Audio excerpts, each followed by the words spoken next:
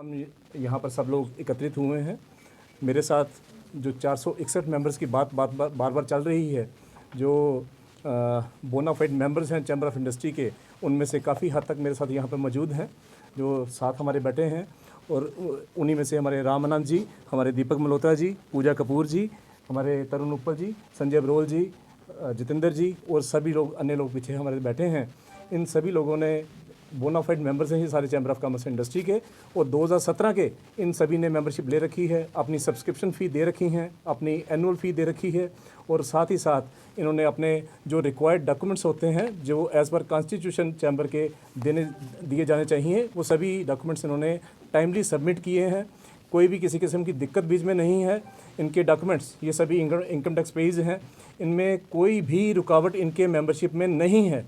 और यहाँ के जो हमारे द देन सेक्रेटरी जनरल थे, उन्होंने इसको मेंबरशिप फॉर्म्स को अप्रूव किया है, और उन अप्रूवल फॉर्म्स के ऊपर जितने फॉर्म्स इन्होंने फिलअप करके वहाँ पे दिए, उन फॉर्म्स के ऊपर ड्यूली सिग्नेचर्स हैं उनके। इसका मतलब कि वो फॉर्म अप्रूव हो चुके हैं। फॉर्म अप्रूव होने के बाद उनको आई कार्ड इशू किए गए, उनको सर्टिफिकेट्स इशू किए गए। कोई ऐसा डॉक्यूमेंट नहीं है जो इनको इशू नहीं किया गया। सारे डॉक्यूमेंट्स इनको साथ में मिले। ये मेरे साथ जो बैठे हैं ये दिखा भी रहे हैं कि इनके पास आई कार्ड्स हैं और साथ में सर्टिफिकेट्स हैं। आई कार्ड के ऊपर प्रेसिडेंट के साइन भी हैं, जनरल सेक्रेटरी के साइन भी हैं। इसी तरह सर्टिफिकेट के ऊपर भी दोनों के सिग्नेचर्स हैं। अगर आज ये कहा जाए कि ये स्कैंड सिग्नेचर्स हैं या कुछ और है, तो इसमें ये कहना गलत नहीं होगा कि अगर फॉर्म्स वहाँ से निकलवाए जाएं, जो फॉर्म सबमिट किए गए हैं उस समय, उन फॉर्म्स में सभी में ड्यूली सिग्नेचर हुए हैं सेक्रेटरी जनरल साहब के, जिसमें अप्रूव किए हुए फॉर्म्स हैं। आज ये क्यों कहा जा रहा है कि इनको वोटिंग राइट्स नहीं दिए जाएंगे? ऐसे लोग जो एक समाज में एक शक्ल लेके बैठे हैं, इंडस्ट्रियलिस्ट हैं, प्रोफेशनल्स हैं, एडवोकेट्स हैं, या कोई भी हमारे यहाँ के लोग हैं जम्मू के, जिन लोगों का हक नहीं छीना जाना चाहिए। लोकतंत्र में ऐसी भावना जिसमें ये बताया जाए कि इन लोगों के हक छीने गए हैं, वो भी वोटिंग राइट्स, ये बिल्कुल गलत होगा। आज चैम्बर ऑफ कॉमर्स के इलेक्शन सर पर हैं।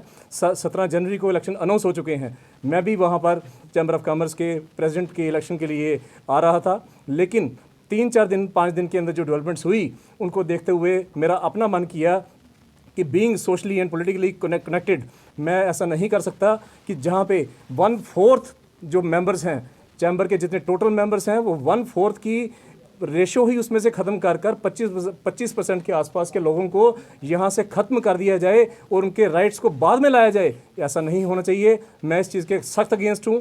और मैं ये भी जानना चाहता हूँ कि इसके पीछे ये ऐसी कौन सी ताकतें थी जिन्होंने कोर्ट को गुमराह कर वहाँ पर ये एप्लीकेशन मूव की, और एप्लीकेशन मूव करके उसमें कहा गया, मेरे पास एप्लीकेशन की कॉपी है जो मैं यहाँ पे दिखा रहा हूँ, इसमें पॉइंट नंबर 7 पे क्लियरली मेंशन किया गया है कि इनके 2017 की वोटर लिस्ट के मुताबिक या 2017 के इलेक्शन के मुताबिक इलेक्शन करवाए जाएं।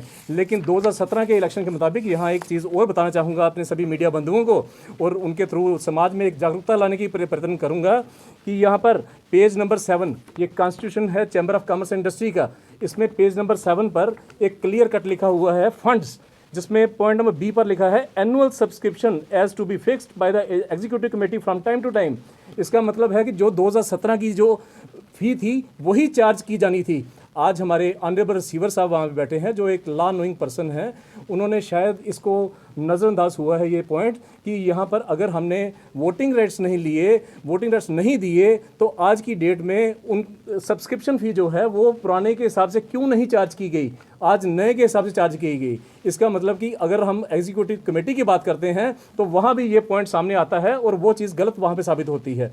पॉइंट टू पॉइंट अगर हम बात करेंगे, आज ये सभी लोग यहाँ से मूव कर चुके हैं और ये सभी लोग वहाँ पे कोर्ट में अप्लाई कर चुके हैं अपने हक के लिए, अपने डेमोक्रेटिक राइट के लिए, अपने फंडामेंटल राइट के लिए। और मैं आज रमन सूरी यहाँ से ये घोषणा जारी करता हूँ कि जब तक मेरे इन सभी 461 लोगों को या जम्मू के और भी लोगों को किसी भी किस्म से राइट से डिप्राइव किया जाएगा, मैं वहाँ पर बिल्कुल खड़ा रहूँगा। और जब तक इनको राइट नहीं मिलते तब तक मैं इलेक्शन में पार्ट नहीं लूँगा। जैसा मर्जी हो, मैं तब तक इनके साथ रहूँगा जब तक ये इलेक्शंस में सभी को राइट्स बराबर नहीं दिए जाते।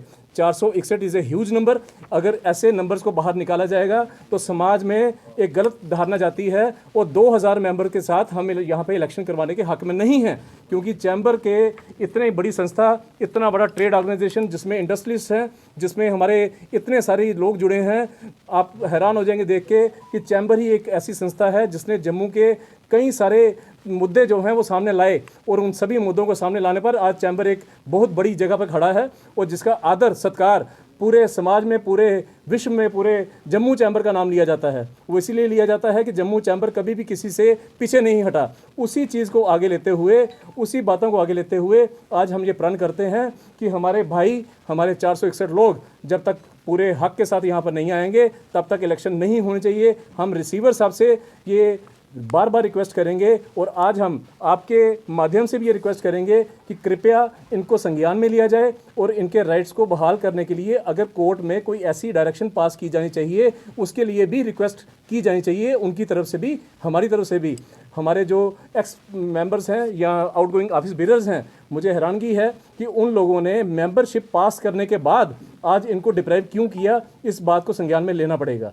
और जो नए हमारे आने वाले लोग हैं, उनमें से ही कुछ लोग उठकर अगर ऐसा देते हैं कि ये इनके राइट्स ख़त्म किए जाएं, तो ये कतई बर्दाश्त करने के काबिल नहीं है और हम इसके बिल्कुल हक में नहीं हैं। कृपया करके इनको राइट्स दिए जाएं। रिसीवर साहब से बार बार विनती करेंगे कि वो भी कोर्ट में जाएं। ये लोग कोर्ट में जा चुके हैं। इसी तरह हर एक को हक जो है मिलने चाहिए।